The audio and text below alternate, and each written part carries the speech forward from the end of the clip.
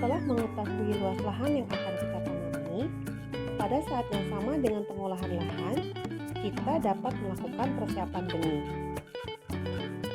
Perhitungan kebutuhan benih dengan menggunakan rumus berikut.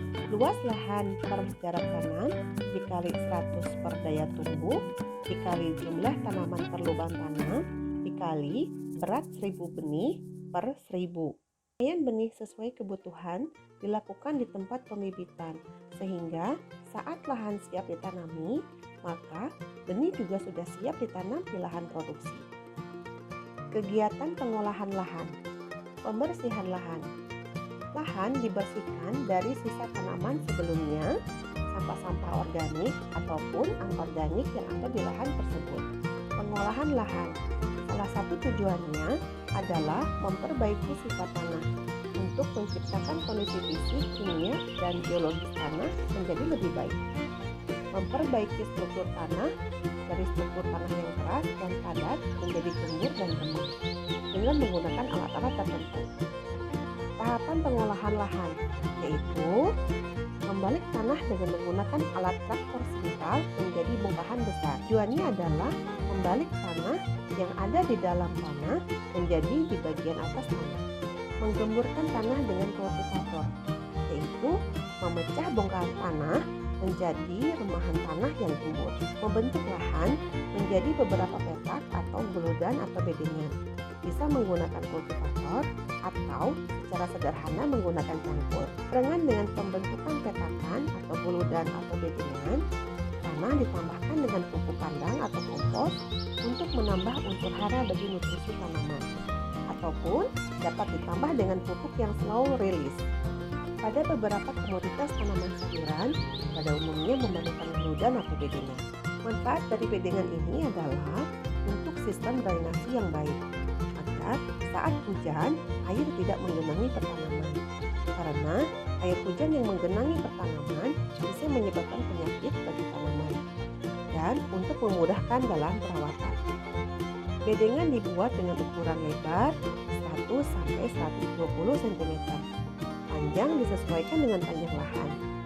Tarik atau jarak antar bedengan 30 cm. Tinggi bedengan disesuaikan dengan kondisi cuaca. Bila musim kemarau, tinggi bedengan 30 cm. Bila musim hujan, tinggi bedengan bisa sampai 50 cm. Alasannya adalah untuk menghindari genangan air hujan pada tanaman. Kegiatan akhir dari persiapan lahan adalah pemasangan mulsa dan pembuatan lubang tanam dengan jarak tanam tergantung pada masing-masing komoditas. Mulsa adalah menutup permukaan bedengan tanaman dengan menggunakan bahan organik atau lembaran plastik. Pemasangan mulsa bertujuan untuk menjaga struktur tanah, untuk menjaga kelembaban tanah, untuk melindungi tanah dari erosi, dan untuk menghambat pertumbuhan gulma. Jenis-jenis mulsa. Ada mulsa organik, yaitu mulsa yang terbuat dari bahan-bahan organik. Biasanya menggunakan sisa-sisa panen, misalnya jerami, potongan rumput, kompos, sekam mentah, dan lain-lain. Kedua, mulsa berbahan plastik. Yang paling populer digunakan adalah jenis mulsa hitam perak. Karena memiliki fungsi, warna perak memantulkan sinar matahari sehingga air tanah sedikit menguap dan menghalau hama karena silam. Warna hitam menghalangi tumbuhnya gulma dan menjaga tanah tetap lembab. Cara pemasangannya, sisi warna hitam menghadap ke tanah, sedangkan sisi warna perak menghadap ke atas. Jarak tanam berbeda-beda tergantung pada masing-masing komoditas.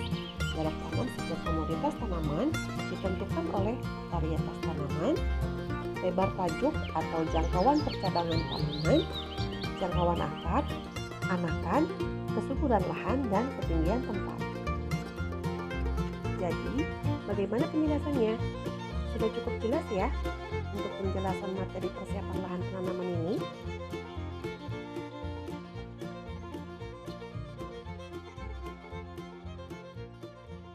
Sampai berjumpa di materi berikutnya.